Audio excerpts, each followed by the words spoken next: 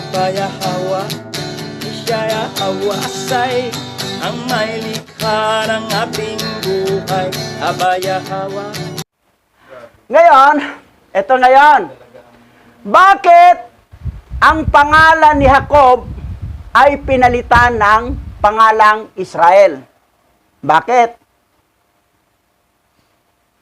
Israel, Yasyara Allah. Ibig sabihin ng Allah, Yasyara Allah ay power. May power. Anong dahilan? Bakit nagkaka-power si Jacob? Ito. At nang kanyang lalampasan ang lahat ng kanyang pag-ari sa batis, si Jacob ay naiwan na mag-isa sa isang lalaki, si Arkanghel Panuel, na sumasalubong sa kanya at isang nakipagbuno sa kanya ng gabing yaon hanggang sa pagsikat ng araw. At sinabi ni Panuel sa kanya, bitawan mo ako, magbukang liwayway na. Pero mo ha, anghel yan ha, pero hindi siya makagalaw. Ibig sabihin, mas makapangyarihan pa si Jacob. Kay pang-apat na anghel yan eh. Sa harapan ni Yahweh. Archangel yan eh. 6 na pakpak yan. At sinapak ni Panuel ang balakang ni Jacob. At ito'y na pilay. At sinabi ni Jacob, hindi kita bitawan. Kailangan basbasan mo muna ako. At sinabi ng Arkanghel Panuel, ano ang iyong pangalan? Sagot ni Jacob sa kanya, ako si Jacob. At sinabi ng Arkanghel Panuel na sa kanya, hindi na Jacob ang iyong pangalan. Mula ngayon, ikaw ay si Israel.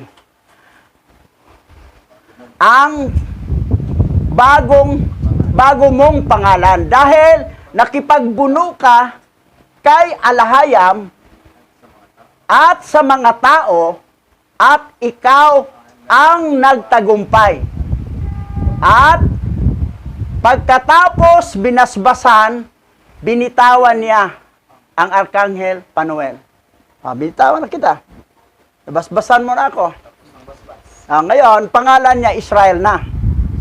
Hindi na Jacob. Ang Jacob kasi mandaraya. Kaya lang tinawag sa Jacob kasi paglabas ni Esau, hinawakan niya dito sa sako. Hindi siya pagpatalo eh. Ngayon, ang nangyari, Israel ng pangalan niya. Kasi siya ang nagtagumpay. Nakipagbuno sa Alahayam at sa mga tao. That's why, Israel, Yasyarala. English na salita itong Israel. Pag i-Hebrew yan siya, Yasyarala. Yasyarala, Allah, power. Ang Alahayam naman ay powers. Pag Alahayam, powers. Ang power lang, Allah. Ang powers, Alahayam. Plural siya. Ngayon, alamin natin. Dito, balik tayo sa chapter 27 sa Jaser. At nang nakita ni Esau ang mga nakapangyarihang lalaki ni Nimrod na dumating galing sa malayo, siya'y tumakas. At kinuha ni Esau ang malagang kasuotan ni Nimrod na pinamana ng kanyang ama, na ang damit na ito ay damit ni na Adan at Iba. At ito'y damit ay nilagyan ng kapangyarihan ni Yahweh. At ito'y napunta kay Nimrod. At sa pamagitan ng damit na ito ay nadaig sa digmaan si Nimrod sa buong lupain. At kanyang kinuha ang damit na iyon sa kanyang bahay. At kinuha ni Esau ang kasuotang yaon.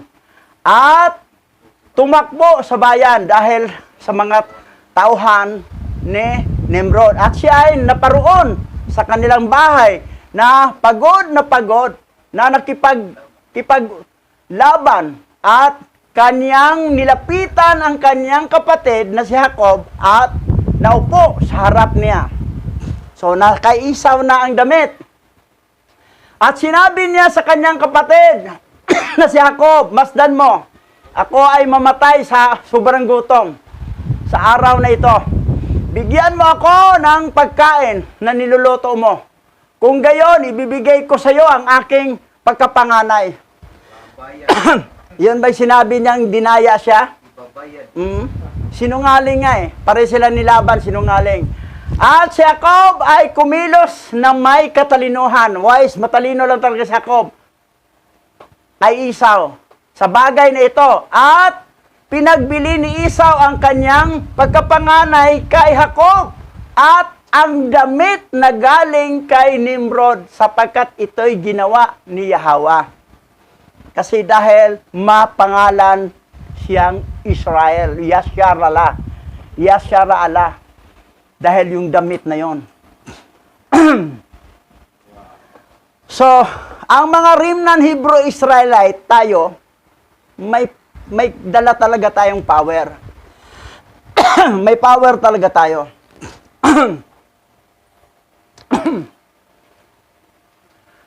Ngayon, dito sa continue natin. At nang nakita ni Esau ang mga makapangyarihang lalaki ni Nimrod, na dumating galing sa malayo, siya ay tumakas at kinuha ni Esau ang malagang kasuotan ni Nimrod na pinamana sa kanyang ama, na ang damit na ito ay damit ni Adan at Eva, na ito'y damit na gilagyan ng kapangyarihan ni Yahweh. Ngayon, nasaan na ngayon? Mula kay Israel. Abangan natin ang sunod na pag-aaral. Saang aklat natin makita na saan. Basta nandoon na kay Israel. Ngayon, Israel, Yasharala, power, Allah. Ayan. Ang lahi ni Israel ay Hebrew-Israelite. Bakit Hebrew-Israelite? Kasi ang salitang Israelite ay galing sa salitang Israel. Ang lahi ni Heber na mula kay Shem ay Hebrew-Hintil. Kasi si Heber, siyang nagsalita ng Hebrew. At siyang nawala lahat nawala ang salitang original, si Heber lang. Pero natuto na rin silang Shem lahat. Ang mga Shemite talaga, Hebrew-Hintil sila. Hindi mo sabihin na, ang mga Shemite, Hebrew-Israelite, bakit lahi ba kayo ni Israel? Sabi, lahi kami ni Oper, ni Joktan. Hindi kayo Hebrew-Israelite. Hebrew-Hintil. Kasi ang sinabing Israelite ka, ay lahi ka ni Israel. Na dating pangalan ay Jacob, na pinalitag Israel. Pag Hebrew-Israelite ka, ay tribu ka, lahi ka ni Israel. Pero pag lahi ka ni Shem, nila ni Heber, ay Hebrew-Hintil. Klarado ba? Ang lahi ni Japhet, ni Ham, at ni Esau ay Hintil. Yan ang Hintil. Hindi sila pwede tawagin Hebrew-Hintil. Si Japhet, sinong tatay? Si Samyasa, fallen angel. Si Ham, hap-hap to. Kasi ang nanay niya, lahi din ito ni Cain. Ang nanay niya. Si Esau, lahi ni Mastima. Hintil, yan ang pure Hintil. Pero itong lahi ni Shem, mga Shemite, mga Operian tribe, ay Hebrew-Hintil yan sila. Ngayon, ang tanong dito. Dito sa Jeremiah chapter 31 verse 10. Narinig ng mga Hintil ang salita ni Yahweh. At kanilang sinabi sa mga pulo mula sa malayo. At kanilang sinabi mula sa Israel, ipunin nila tayo. Ay ingatan sila na parang mga pastor ng kanilang kawan. Mula sa Israel nag-scattered, napunta sa mga pulo sa silangan. Sino to? Mga hintil. Ito mga Hebrew hintil. Nakilala kay Yahweh. Ngayon, ang ibang lahi ni Israel, na Hebrew Israelite, ang Manase, Sibulon, Naphtali, Aser, ay nandito sa bansang Oper o Pilipinas. Yan ang nandito. Ang lahi ni Heber mula kay Shem na Hebrew Hintel ay nandito sa bansang Oper o Pilipinas. Pareho nandito. Mga Operian tribe, Hebrew Hintil. Hindi sila Hebrew Israelite kasi ang salitang Israelite ay galing kay Israel. Ito yung mga elect na Hintil na mga Hebrew. Ngayon, paano natin mapatunayan na nandito ang mga tribo ni Manase? Ezekiel 48:5. Ang tribo ni Manase ay napunta sa silangan. At ang tribo ni Ephraim ay sa kanluran. Kay Ephraim, sa kanluran napunta. Sa silangan ang kay Manase. That's why dito sa silangan, Manase talaga.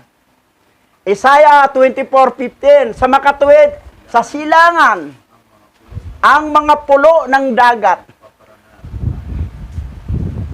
ay nagpaparangal kay Yahweh. Ang pangalan ni Yahweh, ang alahay ng Israel. Dito, sa bansang Oper o Pilipinas. Nandito, nagsama ang remnant Hebrew Israelite at saka Hebrew Hintil. Nandito sa bansang Oper. Ang mga, pagsabihin mo na, Hebrew ako. Anong klase Hebrew ka? Hebrew Hintil o Hebrew Israelite? Ang palatandaan ng Hebrew Israelite, may tirintas. Yan ang Hebrew Israelite. Pag wala kang ganito, Hebrew Hintil ka. Hebrew ka pa rin, pero Hintil. Hindi Hebrew Israelite.